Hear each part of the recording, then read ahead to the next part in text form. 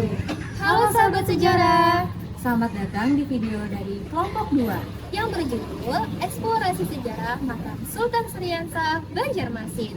Nah, sobat sejarah, hari ini kami akan melakukan observasi dan wawancara yang berlokasi di Makam Sultan Syariansah, tepatnya di Jalan Queen Utara nomor 220, Queen Utara, Kecamatan Banjarmasin Utara, Kota Banjarmasin, Kalimantan Selatan.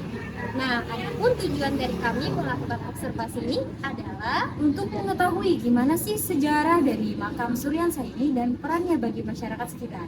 Nah, betul sekali.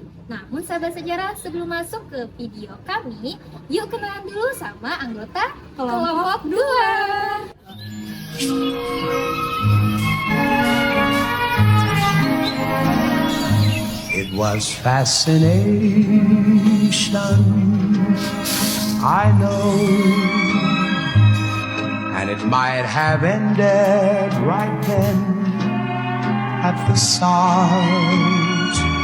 Just a passing glance, just a brief romance, and I might have gone on my way, empty-hearted.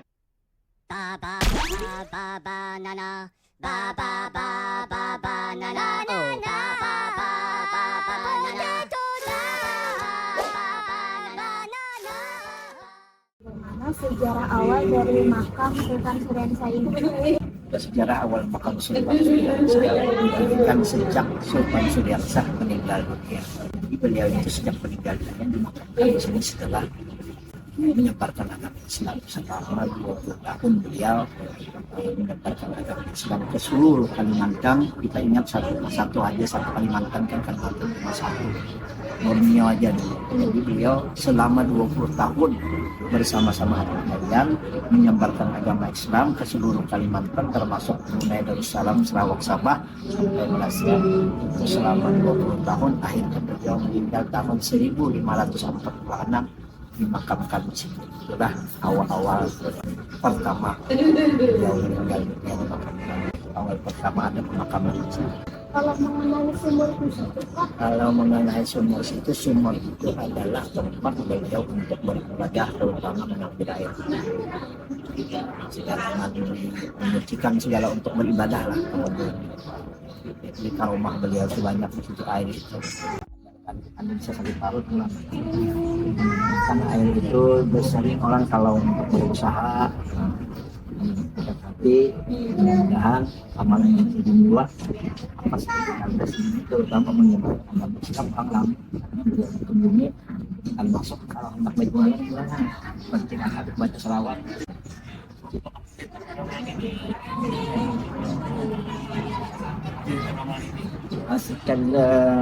Arsitektur bangunan ini adalah dulu ada bangunan di sini, tapi hanya sekadar orang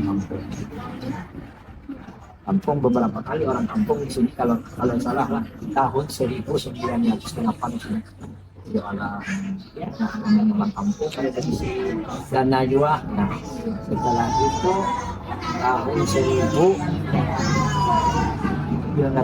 kalau ada salah menikmati tujuan diolah dua pulang bongkar dibaiki sedikit. Setelah itu tahun 20 tahun lama sudah setelah merdeka, lalu ini direhab pada tahun 1984. Jadi 84 pembangunan ini masuk aku menyaksikan karena aku di sini yang sekolah ada menarik ada cuma melihat membangun di sini pada waktu itu adalah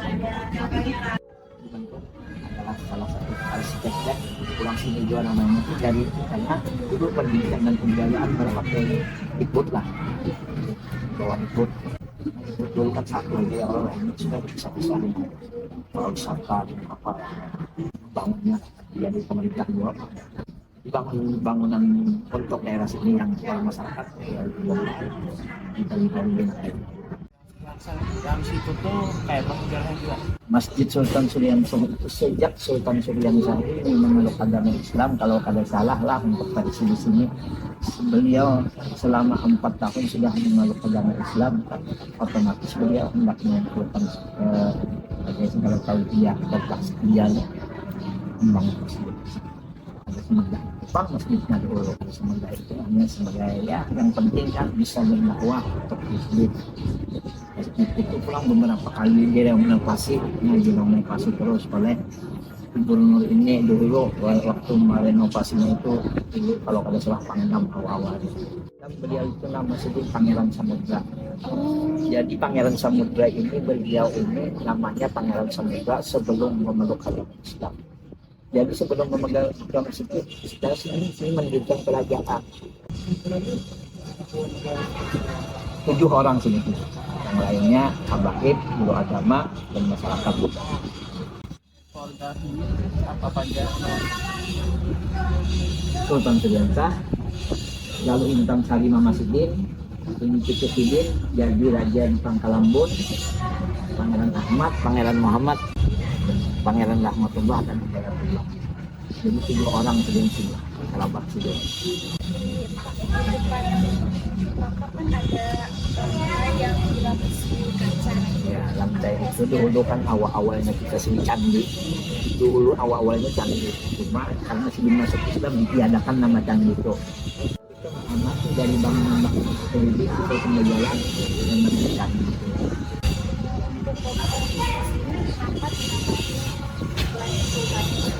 Padahal di sini ada banyak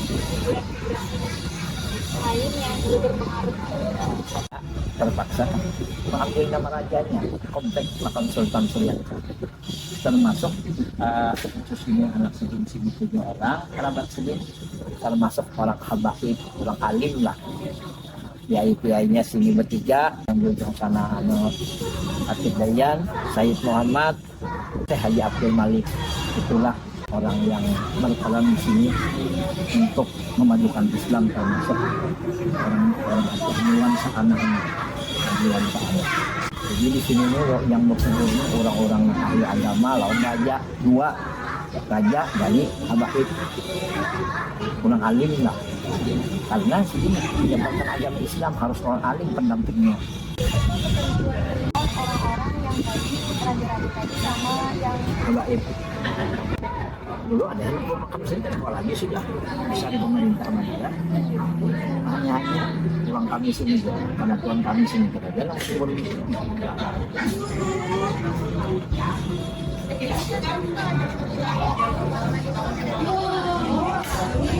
itu adalah salah seorang ulama. Itu ulama, itu lambang ulama. Tapi kalau kuning ini adalah kurang layak. Nah, kita tidak memungkinkan lagi halamannya dipindah ke masjid. Tapi kami rutin setiap tahun mengadakan acara yaitu Pak membersihkan pusaka beliau. Setiap tahun, setiap bulan Maulid langsung kami berhaul dari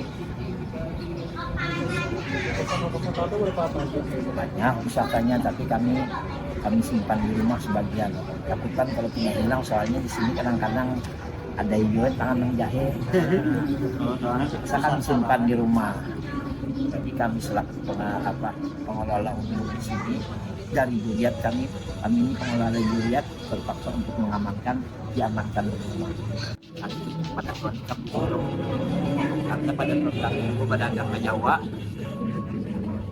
Bahkan gelombang hancur juga kapalnya, kita tukar dari satu, akhirnya ketemu dengan Habib Musawwar di Surabaya. Ya, Habib Musawwar itu menolong pada tuan kami. Sejak pada tuan kami itu pulih ke sini mencari makan-makan. Jadi makan-makan ini setelah itu pada tuan kami sini kurang berduit juga orang pedagang. Cuma kebalik atau kapal masih banyak aja harta lagi, cuma diselamatkan. Justru diselamatkan sini boleh ke sini mencari. Jadi susunannya langkah itu ada waktu ubah-ubah segi pemikiran karena beliau belajar kira-kira. Tapi kalau ada Habib dari zaman kemarin itu memandangkan bahwa sebenarnya tingginya 7 meter. Kita percaya ada percayakan itu ya. Jadi pakai saya bawa sedikit mendapat percaya ada. Kalau boleh tahu, Pangeran Hidayatullah yang sana itu apakah orang yang sama dengan yang di Belanda dulu? Gimana itu namanya itu sama. Ya Pangeran Hidayatullah ada dua, itu kan di Belanda. Kalau Pangeran Hidayatullah itu zaman setelah Belanda di Cianjur. Di Cianjur makamnya itu sama namanya. Di Cianjur makamnya, cuma Juliet sini dua. Cuma di bawah jauh. 200 tahun.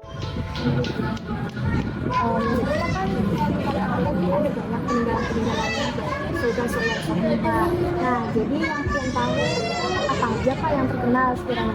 Peninggalan beliau itu ada yang berbentuk mandau, keris-keris, banyak ada laung juga banyak, ada juga karena itu kalau bisa dipamerkan atau Punya kompleks Sultan Suriansa ini. tujuannya kompleks Sultan Suriansa karena beliau raja. Akhirnya dipakamkan di sini, otomatis kita masyarakat penggenang juga raja kita. Rajanya aja masuk Islam, apalagi kita nang jabahnya harus kita bersungguh-sungguh juga masuk Islam. Raja. Apa dampaknya yang adanya makam Sultan Suriansa di sini nih bagi masyarakat sekitar?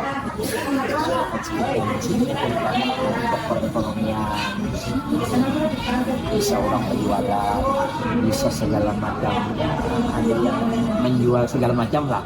Soalnya kan itu yang namanya kita ini harus ekonomi cari kita jaga, cari kehidupan sehari-hari kita berdaya apa. Apa sejarah awalnya Sultan Suriansa ini Pak perjalanan sedih?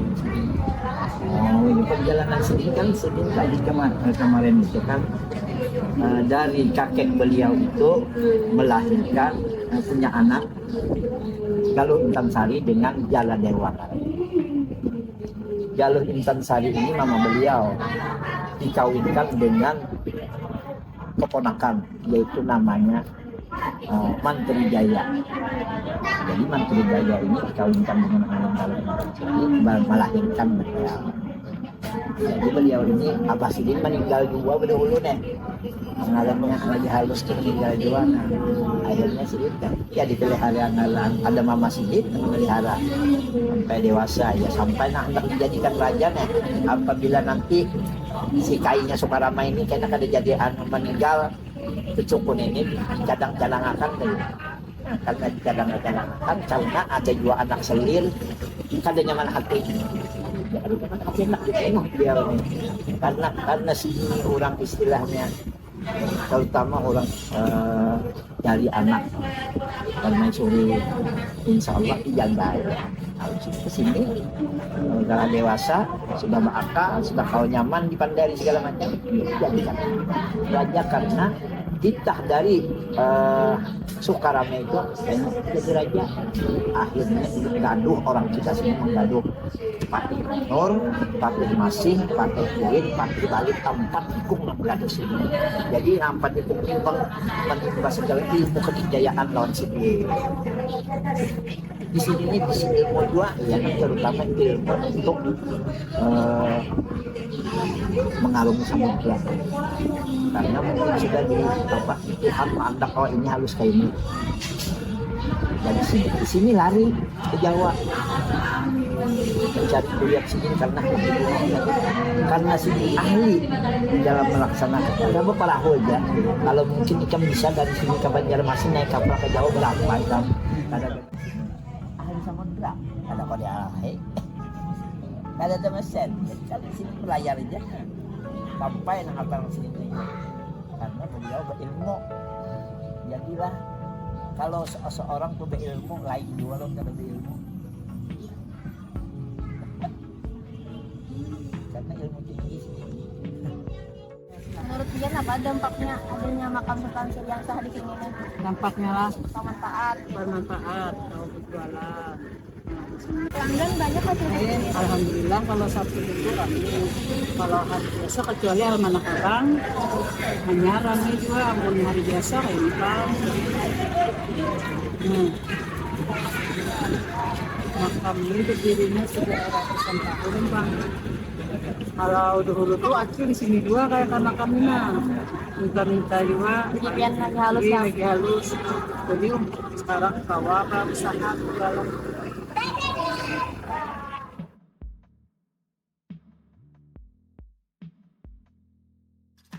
bagi pian kayak penantian sarangan. Sama pian juga misalnya kan apa manfaatnya bisa pian dalam hal ekonomi, misalnya banyak pelanggan di sini gitu. Nah, Ya, kan ya kayaknya dulu aku sama manusia juga kok kalau gimana sebenarnya tau nah, banyak aja kan sebenarnya tuh namanya selalu dua kuburnya kita katanya kan dua kubur juga semalam kami sepuluh ya ini kan mau dibilang pos ya kami pos ya Senin kalian ada bukan aku lihat ya Senin itu nunggu kalau dulu aku sekolah jalannya ini 20 sudah